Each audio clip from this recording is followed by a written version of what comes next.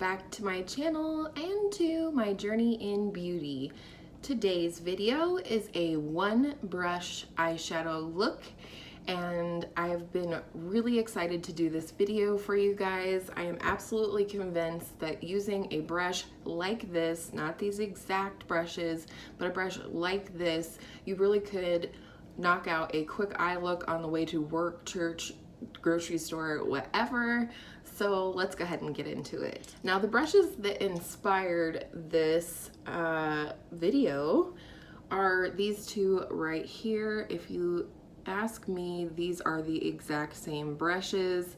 They're fluffy on the end and almost a paddle shaped brush. And then if you turn them to the side, they're both pinched at the ferrule. So there you go. Now this one is the MAC infamous 217. This is the short handled. I ordered it on accident. It's fine. I don't need a long handle. And then this is the Morphe M433 right here. And again, they are exactly the same. I do have a variety of this type of brush here. You know, all of these are essentially the same. So like here we have one from Real Techniques, again that paddle shaped brush that is pinched at the ferrule, and by pinching it gives us a flat edge, whether it's going vertical or horizontal. It's really important that you understand that part. These are just for me a must-have in my collection. I even have a smaller version right here that is from Real Techniques, and this is really nice for the same technique but just with a smaller brush. And PS Kat, if you're watching this, this is what I'm talking about, the staining from the Atlantis palette, from my 3 Looks 1 palette. You know, even after washing with my normal soap, it is stained with blue. So there you go. We are going to use today my Lorac Mega Pro 2 that I'm working on panning this year, and we're going to use this MAC brush. I'm going to go ahead and set down my primer with the shade Bisque right here. I'm just dipping in on the one side of the paddle, and I'm just going to fluff this over the lid and basically from brow bone to lash line. I do turn my brush on the side so that the edge is going vertically, because you'll get more coverage that way than if it is horizontally. That makes sense? So hopefully this is going to be all clear as mud. It makes sense in my head. You can see here this works just fine for setting down your eyeshadow primer if you use it. We're just going to be doing a super basic look today, super neutral. I'm going to go in with the shade Melon as my transition, and I'm going to be using the flat edge, the tip of the brush going up and down vertically right here, and I'm going to put that above, like on the hood of my eye, but we're talking above the creases. Now, because I want it to go up higher is why I'm using the flat edge going up and down. It's more coverage. If I turn it on its horizontal edge, it's a more direct and precise way to get into the crease, which we'll get to in a moment.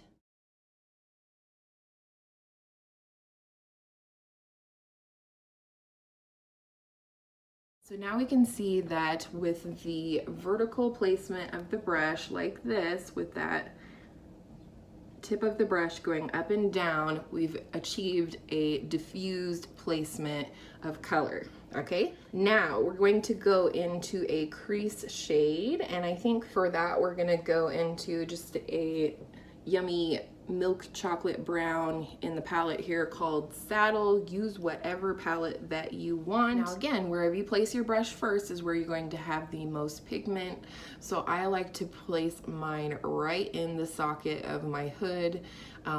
If you do have a hooded eyes, I know they don't recommend it, but it's okay to at least close your eye partially on that side so you can really hit that crease directly. This time we're going to go in with the brush edge horizontally like this, and that is the way to get a more precision application with this same brush, because we want to put this dark color lower down than the transition color. We want to get that into the crease to add some definition to the eye. And I like to just do small circular motions first to really get that crease color placed at the high point of my hood. As you can probably see here, I'm just wiggling it around. You can also bring it down here to the outer V of the lid if you want a little depth there as well. Really, really wet cap pressure when working with dark pigments like this. Wet cap pressure, in case you haven't heard me speak on it before, is a painting term that I learned here on YouTube, and talking about just barely tickling the canvas, which in this case is your eye, with the brush. Just the amount of pressure that you would approach a very wet, very pissed off cat with. All right, so now that I feel like I have the bulk of the pigment off of my brush, I'm gonna go ahead and start doing tiny little circular motions again, but coming in toward the inner eye. Keeping that brush horizontal this whole time, because we want that brown to stay down lower than the original melon shade. And of course, if you want to do windshield wiper motions at this point, you go right ahead. I just like the little circular motions.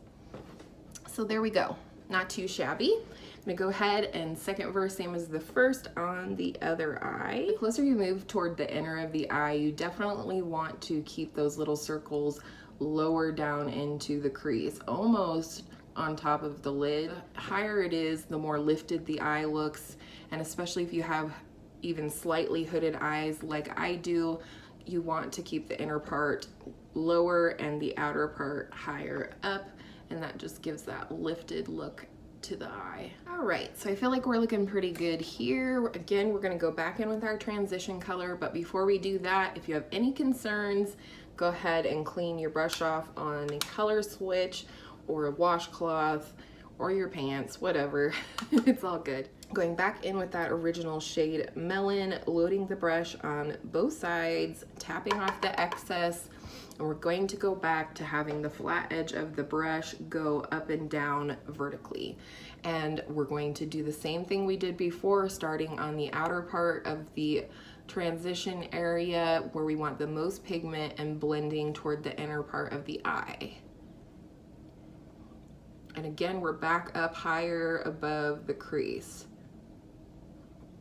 We're just making sure there's no harsh lines in between the transition shade, which is generally your mid-tone shade, and your crease shade, which is usually one of the darker shades that you apply. See? So now we have applied a diffused application of the transition shade as well as a targeted application in the crease with the same brush. The next step is something I personally like to do. That is applying a deeper shimmer than what I'm going to use on the vast majority of my lid, on the outer third of my lid, and just meeting the crease, not too high up in the crease because we don't want to darken it too much. So for that today, I'm going to use this shade in the palette called Cinnamon right here, and it's kind of basically the shimmer version of what I put in the crease. For this application, we're going to be patting it on in the outer V of the eye and meeting at the crease, so we're just going to apply the shadow on one side of the flat paddle side of the brush. At this point, if you want to correct the shape at all, shimmers are super forgiving for that. So you can see just a little bit more depth there. And then at this point, I'm going to take this brush horizontally again into the crease just for a quick blend. Make sure we have a really soft transition between the shades. I just want to give you guys as much information as possible. Quick little clean off in the color switch again, and we're gonna talk lid shade. For today, we're gonna go ahead and go in with one of my favorite shades, which is Peony. It is this shimmery peach shade right here.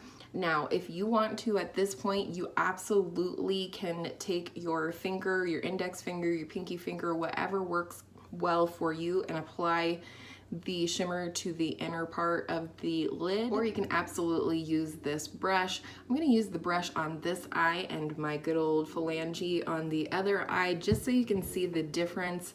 But this is the point where we're adding the highlight shade to the eye, so you're hoping this would be the lightest shade that you apply. I like to start closest to where the dark shimmer meets with the light shimmer.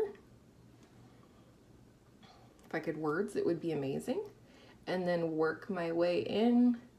And again, I'm just loading the brush on the one side. If you feel more comfortable, you can apply it on the opposite side of where you applied the darker shimmer. And just working my way in toward the inner corner. I kind of go back and forth between opening and closing my eye, and I do this little patting motion back and forth over the dark and the light shimmer just to give a little blend. Other side, gonna use the good old phalange. If you don't like sticking your phalanges in your stuff, then don't. But it works just as well. And I don't think I mentioned before that I actually purposely picked the Lorac Mega Pro 2 for this, not just because I'm panning it, but because I find Lorac to be one of the most user-friendly formulas in the world, and that's what I wanted to use today. The last shade in the palette that we're going to take is the shade Sugar. Right here, it's a very light shimmer shade, and we're gonna use that for the brow bone. Wipe your brush, don't wipe your brush, it's all good at this point. And tap off the excess, unless you like it frosty.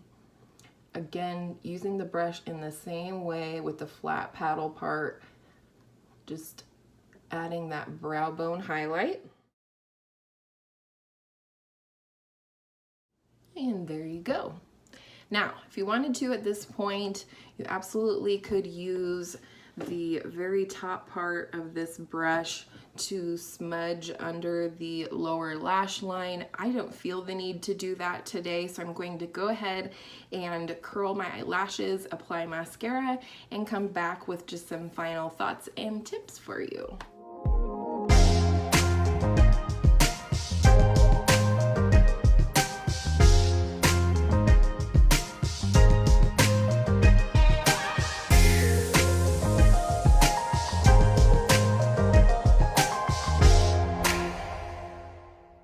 Alright, we're back. This is the final look with the mascara. I used the Wanderlash Unlashed mascara that we received in BoxyCharm in June, I believe. I love this stuff so far. I hope if you learned anything from this video, and I hope you did learn something from this video, it is that you can make your brushes really work for you and perform versatilely. We use this one and only brush, and of course I showed you there's a lot of examples of that in various price ranges across the board, but you can use this one type of pinched fluffy brush to apply a diffused look as a transition, to carve out and define the crease in a targeted, more precision application, to pat shadows both dark and light, as well as apply on the brow bone using the flat side of the brush. And it's just a very, very versatile brush. And I've been thinking about doing this video for quite a long time, but sometimes, you know, the confidence isn't there that I can you know, tell you exactly how things work, but I hope this was helpful. Again, you can get these brushes anywhere. You just need to know what to look for, and you can create an entire look with one brush. So I hope you enjoyed this video. I hope it was helpful in some way, shape, or form, and I hope all of your makeup days are beautiful budget makeup days. We'll see you in the next video. Bye.